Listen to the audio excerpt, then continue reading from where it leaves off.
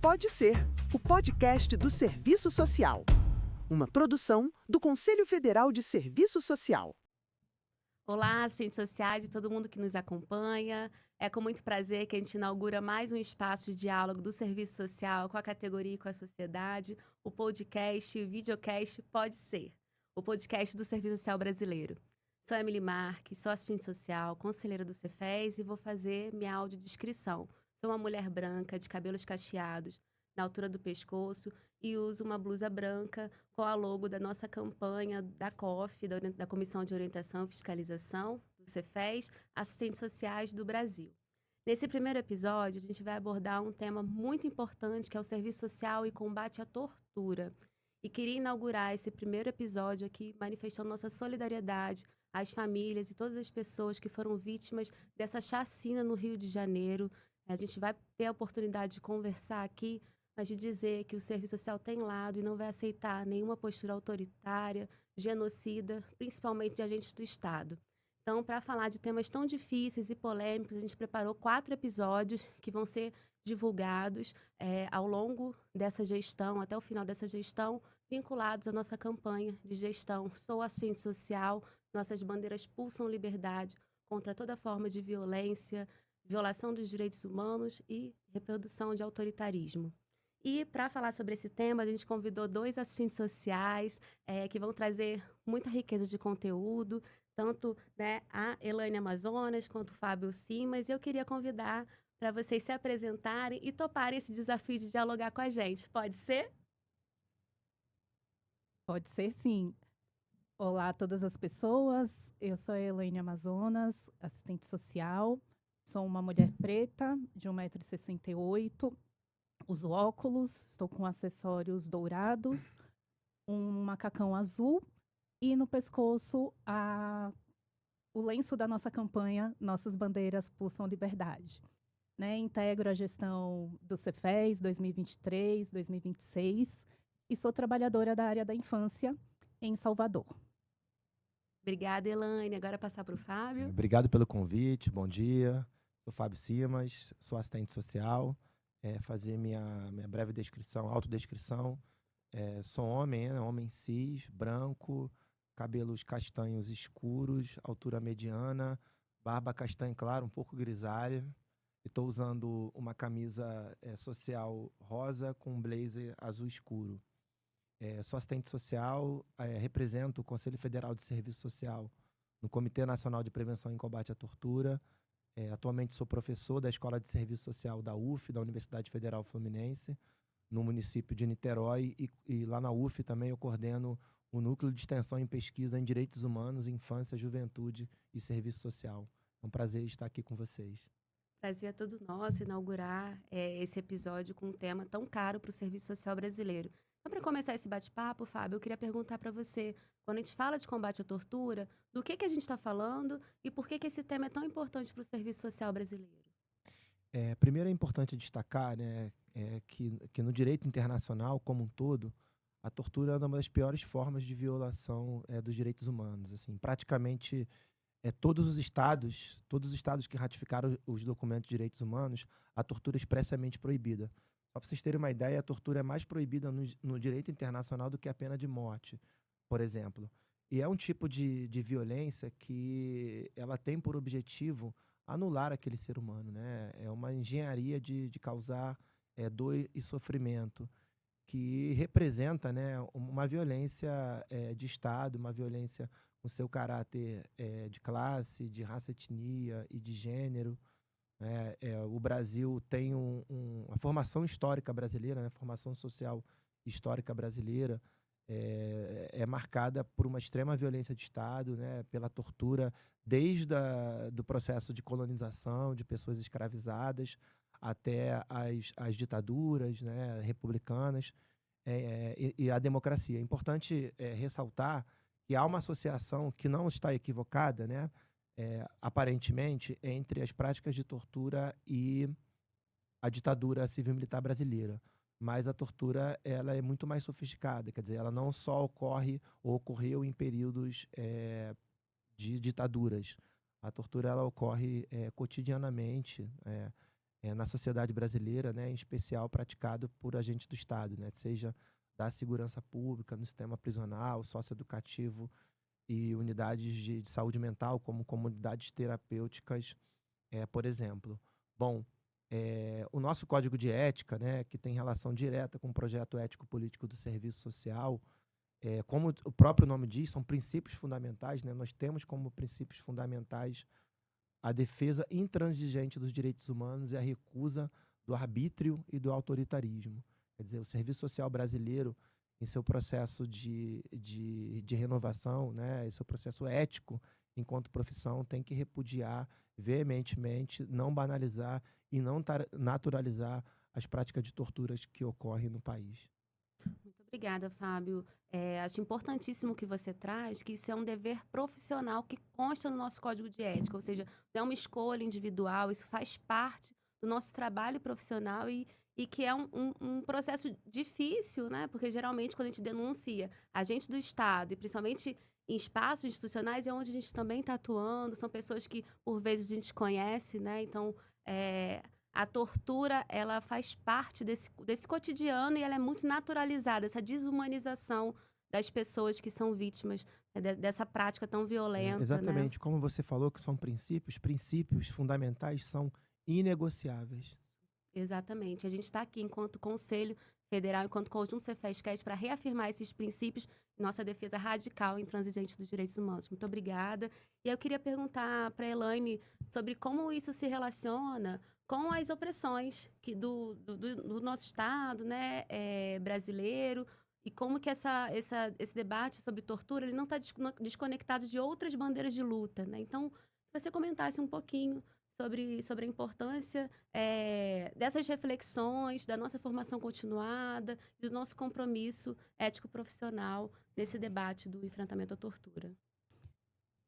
Então, Emily, acho que quando a gente pensa, né, na formação da sociedade brasileira, e a gente vai lá para o período da colonização, como o Fábio acabou de mencionar, a tortura ela esteve sempre presente, né? Aquilo que se chamava de castigo às pessoas escravizadas quando violavam alguma regra, que a gente sabe que não era regra imposta, era um processo de tortura, né? Então, você deixar uma pessoa amarrada num tronco e chicoteá-la até a morte não é um castigo, é tortura.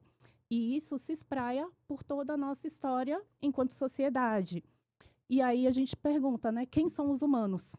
Mesmo estando em 2026. Quais são as pessoas que, a partir de um olhar da sociedade, são dignas dos direitos humanos? E aí a gente sabe que pessoas negras, pessoas indígenas, pessoas LGBTQIAPN+, e mulheres, muitas vezes, não são vistas e vistes como pessoas humanas. E a sociedade ela tem muito relativizado práticas de tortura a partir dos corpos a que ela se destina, né? Então, quando a gente olha para o que aconteceu no Rio de Janeiro, quais foram os corpos que foram chacinados, né? Quais foram os corpos que o Estado deu a autorização de serem matados, de serem mortos. Então, o nosso processo de constituição enquanto sociedade, ela está extremamente ligada ao racismo, e o racismo está totalmente ligado às práticas de tortura. Quando olhamos para o sistema prisional, quem são os corpos que hoje estão naqueles espaços? Quando olhamos para comunidades terapêuticas, quem são esses corpos? No socioeducativo também. Quando vamos pensar na questão do acesso ao aborto legal, quais são os corpos que têm acesso ou que têm informação para esse acesso? E enquanto assistentes sociais, a partir dos nossos princípios, do nosso projeto ético-político, não é admissível nenhum tipo de autoritarismo, de violência e de práticas de tortura. Então, é muito importante que, no dia a dia, estejamos sempre atentes ao que acontece ao nosso redor. Porque a tortura, como na sociedade tudo vai se reatualizando, as nossas formas e as nossas práticas de tortura, elas também se reatualizam, né? Então, deixar uma mulher sangrar até morrer por uma suspeita de aborto em unidade pública de saúde é uma tortura, né? Você infringir ao corpo do outro qualquer tipo de sofrimento de maneira persistente e intencional. Então, a nossa atenção não é só no não cometer, mas em também denunciar o que nós estamos presenciando, né? Porque essa não denúncia também é uma violação do nosso compromisso ético-político profissional. Perfeito, Elaine. Acho que você citando isso, a gente está num momento de uma luta, uma jornada de luta histórica, inclusive contra o PDL, né, o projeto de decreto legislativo 3/2025, de autoria da deputada Cristonieto, do PL, que quer enfrentar, derrubar uma resolução importantíssima do CONANDA, que vai trazer diretrizes fundamentais para o atendimento humanizado, integral, intersetorial de crianças e adolescentes vítimas de violência sexual. Então, acho que abordar, e esse mote que a gente tem usado de gravidez forçada é tortura, de quanto que isso é uma violência praticada por agentes do Estado também, traz, né, uma outra abertura de um tema fundamental agora da conjuntura, e que bom que você citou isso também, que a gente pode desdobrar em outros momentos, né? Como você falou que nós, assistentes sociais, temos um dever ético, né? Essa leitura da análise da sociedade, da formação social brasileira, do combate a todas as formas de opressão, a gente aqui nesse podcast, né, no videocast, a gente quer trazer também essa materialidade, como que a gente enfrenta a tortura e essas opressões no cotidiano. Então, eu queria pedir para o Fábio, com toda a sua experiência, tanto de mecanismo e agora na representação do Cefes, né, no CNPCT, o que a gente faz, quais as nossas estratégias, enquanto assistentes sociais, para denunciar as práticas de tortura nos nossos espaços institucionais ou em outros, né, na sociedade, que você pudesse comentar um pouquinho para a gente. Obrigado pela pergunta, e que eu acho que é bem pertinente, né? Acho que antes de responder exatamente, conforme você falou, acho que a gente tem que contextualizar, né? Inclusive na representação que a gente faz do Cefes, no Comitê Nacional de Prevenção e Combate à Tortura, né? O que aconteceu no Rio de Janeiro, né? Quer dizer, a maior chacina da história recente do Brasil. O CNPCT, né, o Comitê Nacional, esteve em missão no Rio de Janeiro, no início dessa semana, em 3 dias, onde foi possível ter acesso a documentos, entrevistar pessoas, instituições. E dentre as instituições visitadas, né, foi o Instituto Médico Legal, teve conversa também com representantes e profissionais que atendem famílias de pessoas que foram assassinadas. Enfim, uma das maiores tragédias que a gente tem que enfrentar assim, de forma crítica, das maiores violações de direitos humanos. 121 pessoas assassinadas, dessas 121 pessoas, 4 policiais, delas 2 adolescentes, teve 90 pessoas presas, e dessas 90, 10 foram adolescentes. E dessas 90 pessoas que foram presas, somente 5 tinham mandado de prisão cujos nomes constavam nos mandatos de prisão pelas quais foram justificada a operação. Né? Enfim, ainda está no momento de apuração, mas tudo indica fortes indícios de práticas de execuções sumárias, né? Execuções sumárias de seres humanos, uma das chacinas muito cruéis, né? Relatos de tortura, maus tratos e negação do Estado do Rio de Janeiro de acesso à população e aos órgãos de investigação, informações básicas, né? Sem contar que toda a população que vive naquela região, né, envolvida nessa forma de violência, não tem acesso né, dificultar acesso à política de educação, de assistência social, de saúde. Né? A população que mora em favela sofre todo o processo de violência, tanto de violência mesmo do tráfico, mas, sobretudo, violência de Estado, da polícia e acesso das políticas públicas. Né? Acho que a análise que a gente tira também é que essa política de drogas, né, essa política proibicionista de drogas, que é uma política que surgiu na ditadura, que completa 50 anos no ano que vem, é uma política que não tem nenhum respaldo no ponto de vista mesmo de evitar com que as pessoas tenham problemas de uso ou uso prejudicial de drogas ou outras substâncias. Né? Muito pelo contrário, é uma política bélica que tem se tornado uma ferramenta bastante eficaz para neutralizar, né, segmentos criminalizáveis da classe trabalhadora, sobretudo pessoas negras, pessoas moradoras de favela, e ao mesmo tempo tem alimentado, né, vide as políticas neoliberais, um mercado promissor também de venda de armas, de lavagem de dinheiro e outras ações econômicas em relação a isso.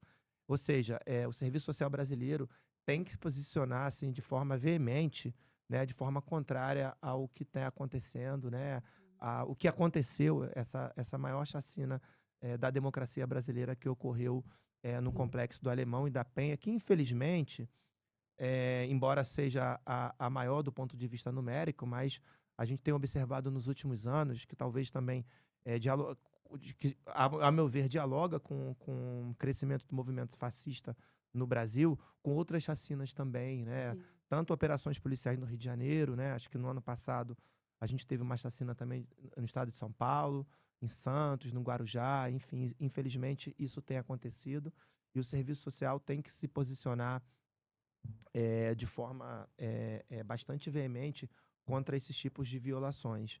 Eu acho que voltando especificamente à pergunta que você fez, né? Em primeiro lugar, né, o serviço social, os assistentes sociais atuam, né, em instituições que historicamente praticam tortura, né, em especial aquelas de privação de liberdade. Há uma relação, digamos, simbiótica, né? Acho que depois do nosso podcast aqui, a gente pode deixar o link, né?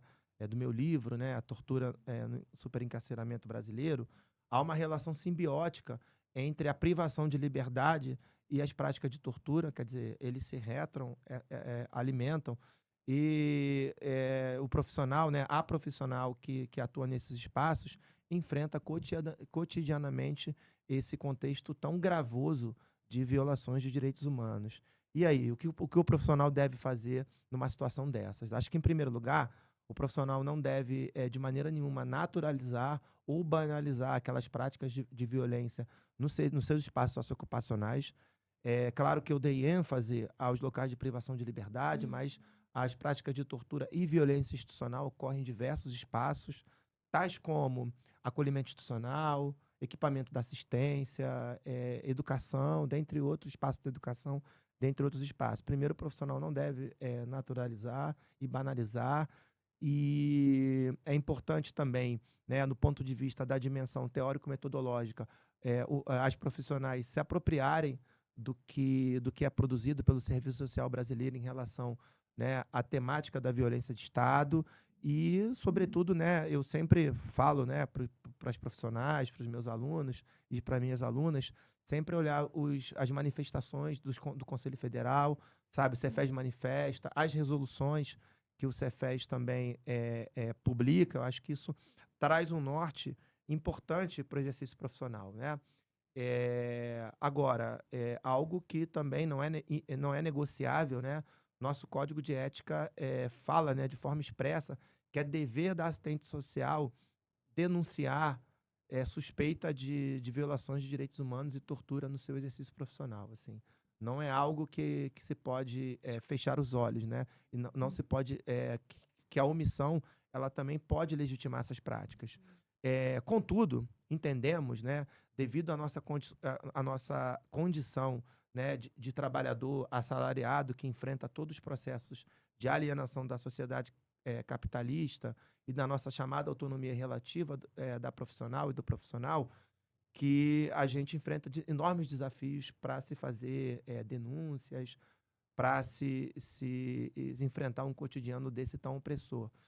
Mas por isso que é importante também, né, que os profissionais de serviço social saibam que existem mecanismos seguros em que possa fazer denúncias, como as comissões de direitos humanos, das casas legislativas, as próprias organizações de direitos humanos, defensorias públicas, ou até mesmo, recomendo, inclusive, a categoria, quando no seu exercício profissional identificar situações de violação de direitos humanos e de tortura, procurar o conselho, procurar o Conselho Regional, né? O Conselho Regional de Serviço Social tem as comissões de éticas, de direitos humanos, de orientação e fiscalização. Porque é dever do profissional, mas entendemos também que ele não pode se expor, né? Não pode se expor, até porque a profissional pode sofrer represária do seu espaço socioocupacional, que são muito das vezes marcadas por uma situação mesmo de autoritarismo e situações até mesmo de assédio moral. Mas é importante assim que a profissional conheça os espaços e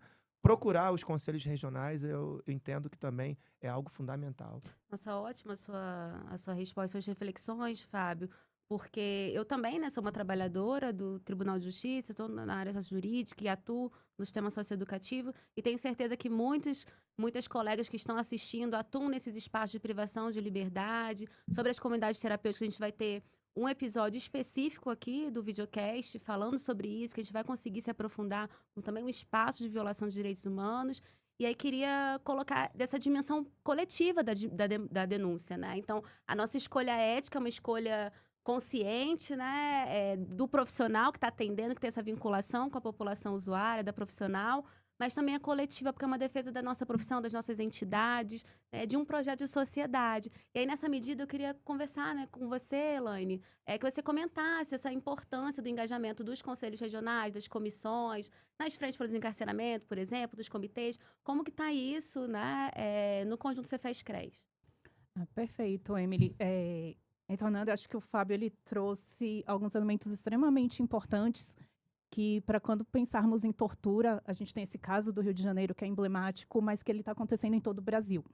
Né? Em todo o nosso país, pessoas estão sendo mortas pelas forças policiais em nome de uma guerra às drogas, que é uma guerra que tem uma relação com o racismo muito profunda. Né? Então, um projeto que começa nos Estados Unidos, lá no governo Reagan, numa perspectiva de separar a população branca e negra, que naquele momento começava a haver uma mistura, uma integração, e começa esse processo de criminalização às drogas, de guerra às drogas, e que hoje assume no nosso país uma faceta extremamente grave. Seja grave no número de pessoas encarceradas, então, quando a gente pensa em mulheres encarceradas, em 20 anos, esse número subiu mais de 500%, e que a maior parte delas são encarceradas e tipificadas, né, no crime de tráfico de drogas, sem quantidade, né, com tudo que a gente sabe que perpassa, e que aí é importante que nós, enquanto assistentes sociais, nos nossos regionais, nós ficamos em coletivo, né, para essas discussões, que a gente possa estar participando dentro dos regionais do nosso conselho, mas também integrando comissões regionais e estaduais de combate à tortura. Então, esse ano, pelo Cefes, o Fábio participou com a gente também, de uma reunião com os regionais, para a gente entender como está se dando essa participação, quais são as dificuldades que a categoria enfrenta nesses espaços socioocupacionais. E a gente percebeu que ainda estamos em poucos comitês. Poucos estados têm os comitês estaduais de prevenção e combate à tortura. E que são esses espaços que vão fortalecer. Porque a partir do Comitê Nacional e dada a nossa dimensão de país, é muito difícil, né, acompanhar tempo a tempo tudo o que acontece. Então, o fortalecimento e a existência dos comitês estaduais, eles vão fazer com que esse mecanismo ele funcione de uma maneira mais integrada e atendendo às especificidades. Né? As denúncias elas possam ter uma maior densidade na hora de serem feitas e com o apoio coletivo. Né, que, como o Fábio bem trouxe, não é a gente criminalizar o profissional que está nesse espaço que a gente sabe que é precarizado, inclusive sem as condições técnicas para a realização do trabalho, mas da gente pensar coletivamente quais são as saídas para que a gente tenha as devidas condições técnicas do exercício da profissão, que a gente garanta os direitos, porque também para uma profissional que não coaduna com essas práticas é uma tortura. Você está ali, mas enquanto sociedade capitalista, a gente precisa trabalhar. Então, em momento nenhum, eu acho que a nossa fala é nesse sentido. A profissional tem que fazer, mas a profissional precisa estar integrada, né, seja ao conselho, ou seja, a espaços que vão fortalecer essa prática, que vão fortalecer esse desencarceramento, né, onde as nossas unidades de privação de liberdade, elas tenham condições dignas de vida. né, que uma mulher que está encarcerada, ela tem acesso a um absorvente. Porque você está menstruada e não ter acesso a um absorvente é uma tortura. Você tem que usar miolo de pão, jornal, papel. Então, por isso que a gente falava antes de que esses processos de tortura, eles vão adquirindo, infelizmente, vão se sofisticando, né? Vão adquirindo outras formas e que, às vezes, a um olhar mais, digamos, inocente, a gente não vai perceber tantas camadas que envolvem a tortura no nosso país. E que são muitas, né, Fábio? Com certeza. E eu, se permitir, né, gostaria de pegar o Claro. gancho da fala da Elaine e acho que trazer também, né, a Elaine acho que já levantou esse debate de uma forma bem interessante, esse PDL do decreto legislativo, né, que anulou, pelo menos na Câmara Federal, a resolução 258 de 2024 do Conselho Nacional do Direito da Criança, do CONANDA, né? É importante destacar que a resolução do CONANDA, ela apenas regulamenta, né, procedimentos para atendimento para crianças e adolescentes que sofreram violência sexual, né? E nesse caso, procedimentos para a realização do aborto legal. Ou seja, não há nenhuma ilegalidade nisso. Até porque a notificação, ela não é obrigatória, né? Inclusive o próprio Código Penal, ele já fala que não é obrigatório. Quer dizer, o que que na verdade, assim, a Câmara dos Deputados, ele está dizendo para a sociedade, né? Que crianças, sobretudo crianças e adolescentes, podem ser estupradas e têm que seguir com a gestação, né? Nós, enquanto categoria organizada de assistentes sociais no Brasil, em primeiro lugar, a gente entende, né, que o processo de interrupção de gravidez deve ser uma decisão da mulher e deve ser pautado na política pública de saúde e nunca numa questão de segurança pública. E nesse caso o tema é mais gravoso porque envolve ainda aquelas possibilidades de aborto que estão na legislação, né?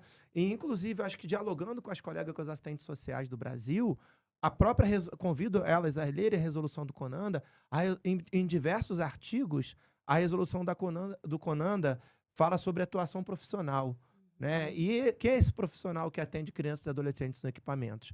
Somos nós, na maioria das vezes, né? E que, inclusive, nós não, de forma nenhuma, devemos estigmatizar, né, ou contribuir com o processo de punição aquelas adolescentes que desejam fazer aborto legal e seus familiares. É um dever ético nosso. Tá? Exatamente, assim, são muitos debates que a gente precisa adensar e enfrentar numa sociedade tão conservadora, punitivista, reacionária, e pensar, assim, que a gente não queria nem que esse direito tivesse estabelecido no Código Penal. Nenhum direito humano teria que partir de um Código Penal, né? A gente quer o fim das prisões, a gente quer o fim de toda forma de privação de liberdade, mas nesse espaço da contradição, né, enquanto trabalhadores assalariados dessas instituições, de ter essa contraposição, de ter o dever ético, a atribuição profissional de denúncia, então se faz fundamental. Eu queria aproveitar para saudar, porque os próprios mecanismos, tanto nacional quanto os estaduais de combate e prevenção à tortura, têm assistentes sociais presentes, tem a contribuição do Serviço Social Brasileiro ali, também colocar o CONANDA, o Cefes está presente, né? O CNPCT, nós estamos construindo a Frente Nacional contra a Criminalização das Mulheres e pela Legalização do Aborto. Então, nossa luta ela é individual e coletiva, isso não se separa. E que orgulho desse conjunto Cefes Cred, que orgulho de ser um espaço de defesa da ética profissional, mas de defesa também de um projeto de sociedade, né? Passamos por vários assuntos e sabemos que tem muito a ser aprofundado. Isso aqui é mais uma estratégia de comunicação e de acolhimento também dessas profissionais que enfrentam no cotidiano práticas tão duras de violação de direitos de uma população que já é extremamente desumanizada, né? Então, queria aproveitar para agradecer vocês e também abrir para esses comentários finais, algumas dicas, algumas sugestões para quem está nos assistindo. Tá, eu acho que posso, aí depois eu passo para você. Acho Pode. que rapidinho, acho que talvez muitas das colegas que estão assistindo, né, do serviço social, não só do serviço social, talvez não tenha o conhecimento do trabalho dos comitês e mecanismos Uhum. de prevenção e combate à tortura, né? Acho que primeiro contextualizar que, no ponto de vista mesmo dos documentos políticos normativos, a partir da Declaração Universal dos Direitos Humanos, de 1948, que se começou a construir, do ponto de vista internacional, um arcabouço de enfrentamento à tortura, né?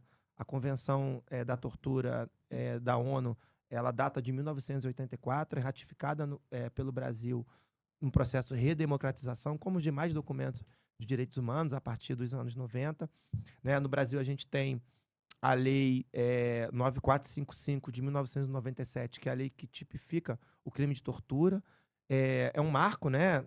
Porque ela define o crime de tortura, mas a lei de tortura, a lei que criminaliza a tortura, ela se, como o próprio nome, como eu próprio mencionei, ela se detém somente aos aspectos penais. Quer dizer, é uma lei insuficiente. Ela precisava essa lei precisava de criar, né, políticas, né, de prevenção à tortura, né, de enfrentamento à violência de Estado, à violência institucional, como uma questão mesmo de prevenção, né, como uma questão mesmo pedagógica. Né? Eu costumo comparar, fazendo a crítica a essa legislação, a Lei Maria da Penha. Né? A Lei Maria da Penha não só tipifica a violência doméstica e familiar contra a mulher, como que ela cria uma série de dispositivos de proteção, né, e de prevenção à violência contra a mulher. Acho que é necessário, para enfrentar a tortura e a violência de Estado, a violência institucional, criar uma série de políticas de prevenção. Eu acho que nessa perspectiva também, né, que foi aprovado pela ONU, o Protocolo Facultativo das Nações Unidas à Prevenção à Tortura, que é um protocolo de 2002, ratificado pelo Brasil em 2007. É a partir desse protocolo que o Brasil ele começa a adotar comitês e mecanismos de prevenção à tortura. A gente tem um marco legal, que é a Lei 12.847, de 2013, né, que cria o Comitê Nacional e os mecanismos estadual de prevenção e combate à tortura. Em linhas gerais, né, os mecanismos eles são profissionalizados, que recebem salário. Né? A gente tem 6 ou 7 mecanismos no Brasil que fazem as inspeções dos locais de privação de liberdade e, a partir dessas inspeções, elaboram relatórios e documentos com recomendações dos direitos humanos para as pessoas que estão privadas de liberdade. A gente tem hoje esses mecanismos, temos assistentes sociais, inclusive no mecanismo nacional e em alguns mecanismos estaduais, e junto com o mecanismo, considerando a estrutura política organizativa brasileira, né, dos conselhos, a gente tem os comitês. Os comitês são representações institucionais, né, são órgãos colegiados com representantes do Estado e organizações não governamentais que fazem esse monitoramento e coordenam as políticas nacional e estadual de prevenção e combate à tortura.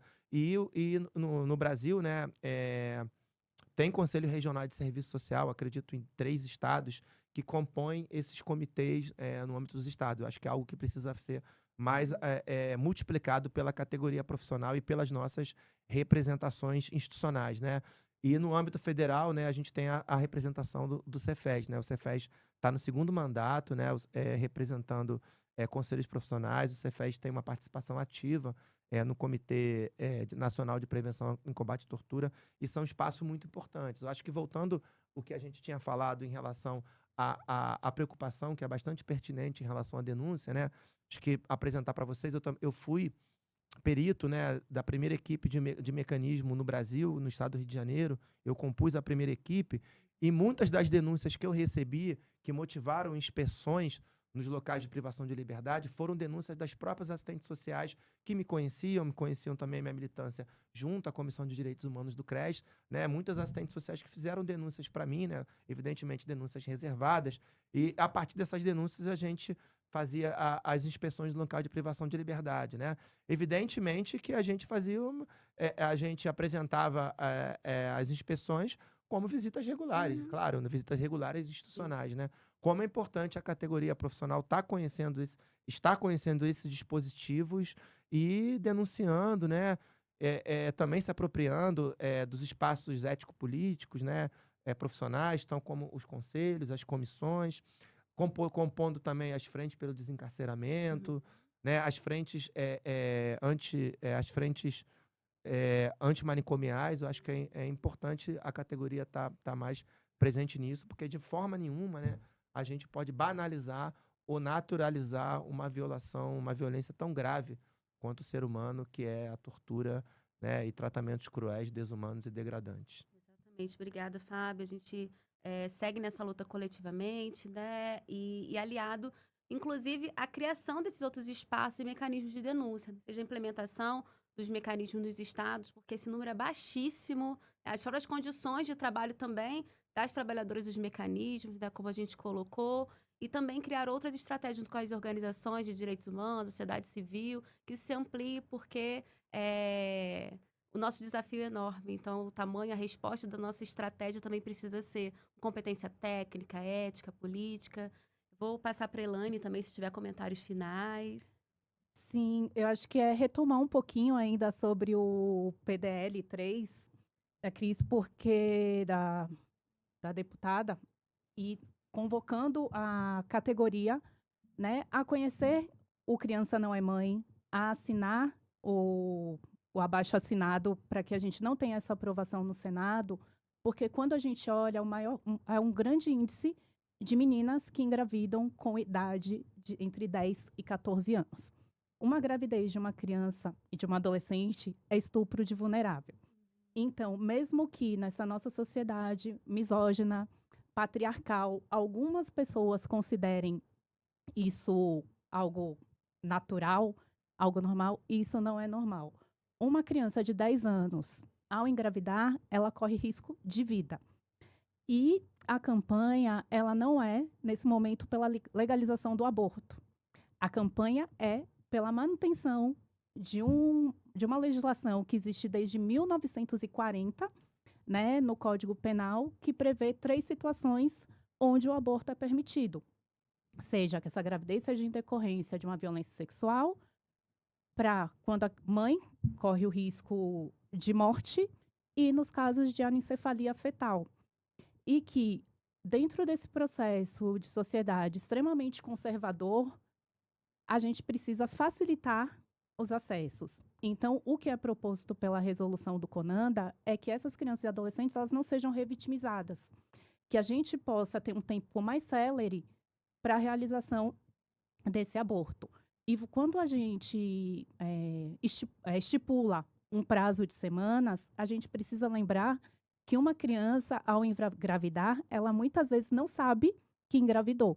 Porque nessa idade você tem um ciclo menstrual irregular, seu corpo está em desenvolvimento. Então, muitas vezes, essa percepção vai ocorrer após a 22ª semana. E que organismos internacionais, eles colocam que a gravidez forçada, ela é uma forma de tortura. E isso não só para crianças e adolescentes, mas para qualquer pessoa que engravide de maneira não desejada. E a gente precisa avançar. A gente precisa avançar nessa pauta. E enquanto assistentes sociais, nós defendemos um Estado laico, né? E que esse Estado laico, ele precisa garantir direitos. Essa criança ou essa adolescente que foi vítima de uma violência, ela não precisa fazer uma peregrinação entre serviços para estar relatando o que foi que aconteceu, até que uma autorização judicial venha para que esse procedimento seja feito. E muitas vezes essa autorização ela vai chegar no momento onde não é nem mais possível realizar o procedimento. Então, eu acho que a gente, enquanto categoria profissional, precisa, né, lembrar dos nossos compromissos ético-políticos, do nosso projeto, do que o nosso código de ética profissional diz, e não tentar, né, dissuadir, não tentar trazer isso para uma questão moral. A gente está falando aqui de um processo ético e que a decisão sobre o fazer ou não fazer precisa ouvir primeiramente essa criança ou essa adolescente. Porque gestação, ser mãe não é brincar de boneca, né? Não sou eu que vou legislar ou dizer que você tem que fazer ou que você não tem que fazer. Sobretudo nesse contexto de avanço de conservadorismo e de, como é que a gente diz? E sobre legislação dos corpos das mulheres, né? Que aí vem desde a infância. Então, essa semana saiu uma pesquisa do IBGE dizendo que no Brasil foram identificados mais de 34 mil casos de casamento infantil, com crianças nessa idade de 10 a 14 anos. Uma criança de 10 a 14 anos casada, a gente tem aí uma situação legal de estupro de vulnerável. Casamento forçado é tortura, porque aqui no nosso país, criança e adolescente não está casando por desejo. Né? Tá casando muitas vezes para fugir da violência, para fugir da fome, para fugir da pobreza. e, consequentemente, vai haver uma gravidez nesses casamentos e que vai trazer uma série de consequências, tanto para a vida física, mas para o próprio desenvolvimento de crianças e adolescentes. Então, assim, acho que é um convite para estarmos cada vez mais atentos, atentes a essas reatualizações das formas de tortura no nosso país.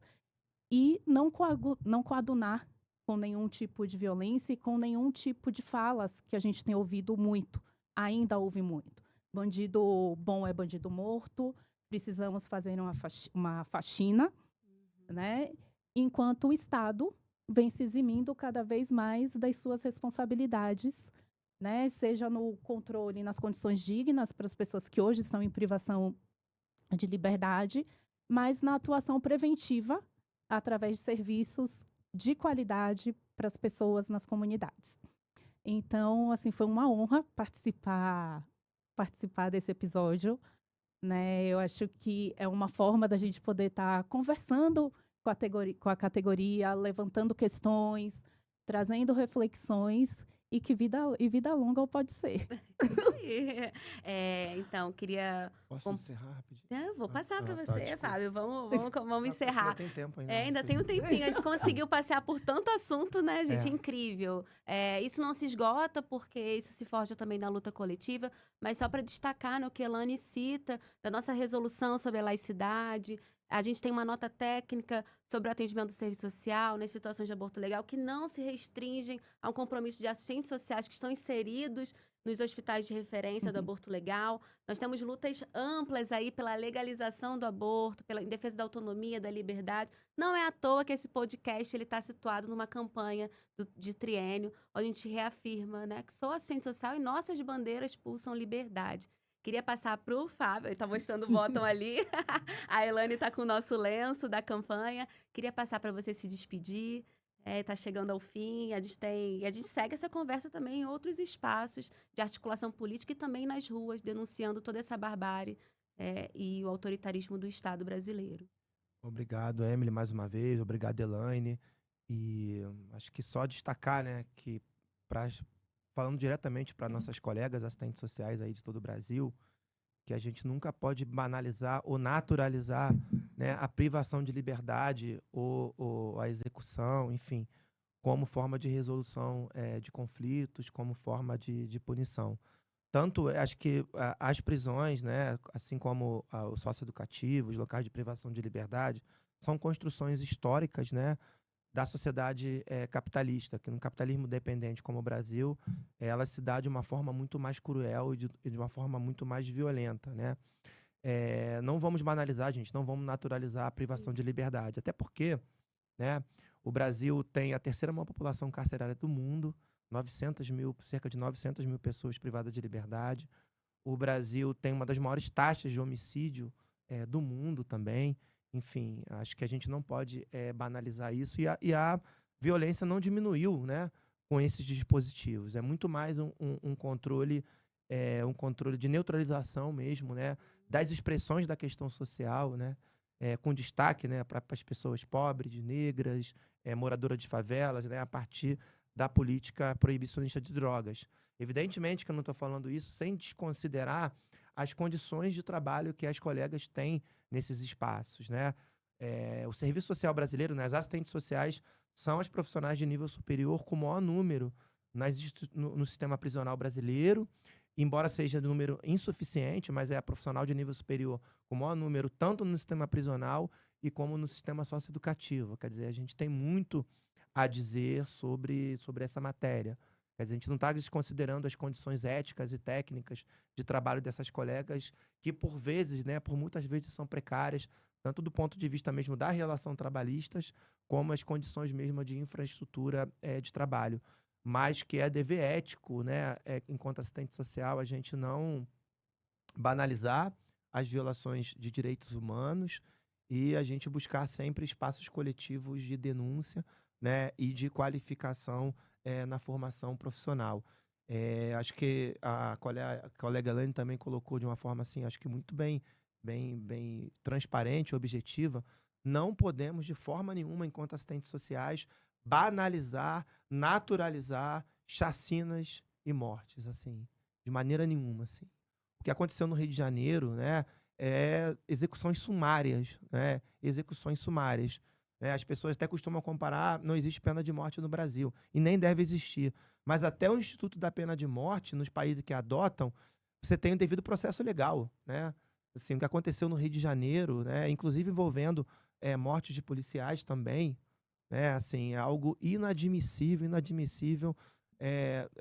pro que a gente pensa projeto ético-político, e assim, é inegociável, né, de acordo com os princípios fundamentais do serviço social brasileiro, a gente banalizar e não repudiar uma violência tão grave como essa. Assim, é um dever ético, né, nosso enfrentar e ser radicalmente contra a tortura, né, e execuções sumárias. Eu acho que agradeço aqui, encerro saudando, né, os e assistentes sociais também que são ou que foram, né, especialmente aquelas colegas que foram torturadas, né, na ditadura civil-militar. Convido também vocês a assistirem, né, o vídeo e lerem o material que o Cefes produziu, né, tem cerca de 10 anos, acredito, né, da última década, sobre assistentes sociais que lutaram contra a ditadura e tiveram seus corpos torturados. Algumas foram vítimas fatais. E assim, a tortura é uma violência que ela carrega para a vida toda, né? Ela leva para a vida toda devido a tamanha gravidade, né? Tamanha violência praticada contra a pessoa. Eu gostaria de encerrar aqui saudando aquelas colegas corajosas que sofreram seus corpos na tortura na ditadura militar. E, assim, acho que fechar, agradecer o convite e dizer que nossas bandeiras pautam liberdade e tortura nunca mais. Por memória, justiça e reparação, né, Fábio? Então, eu queria agradecer muito vocês, também saudar todas as colegas profissionais que estão nesses espaços, que têm esses altos indícios de violação de direitos e de tortura, né, em suas diferentes formas de manifestação, como a gente colocou aqui. Dizer que a gente não sabe ainda quando esse podcast vai para o ar, mas que a gente está gravando ele no Novembro Negro. A gente está aí perto da Marcha das Mulheres Negras, rumo a Brasília, em defesa do bem viver. Né? Então, reivindicar que a gente também participe desses espaços de mobilização coletiva nas ruas, né? Nas lutas coletivas, em outros espaços profissionais. Também colocar que a gente está rumo aos 50 anos do CBAS, né, em Salvador, onde a gente fala que sou assistente social, a gente vai subir a ladeira por liberdade, a gente espera se encontrar presencialmente lá em Salvador, onde a gente vai perpassar esses vários temas e também uma importante exposição organizada pela professora, com material subsidiado pelo material da professora Marilda Yamamoto, que traz essa memória e história do serviço social. Nesse momento de renovação, a gente está aqui inspirados por muitas mulheres, principalmente mulheres, que resistiram à ditadura civil militar, né, e que nos ensinaram, foram nossas professoras nesse legado, nesse lastro de luta por vida e liberdade. Então, agradecer e encerrar esse primeiro episódio, né? Acho que a gente abriu com chave de ouro com um importante tema que a gente ainda recebe muitos comentários reacionários, conservadores e, por vezes, de assistentes sociais nas nossas redes sociais. E é lá também que a gente tem que fazer esse enfrentamento. A gente conta com todo mundo, a gente conta com os assistentes sociais, os militantes de direitos humanos que estão assistindo esse podcast. Pode ser? Vocês vêm com a gente? Obrigada, gente. Vamos encerrar esse primeiro episódio.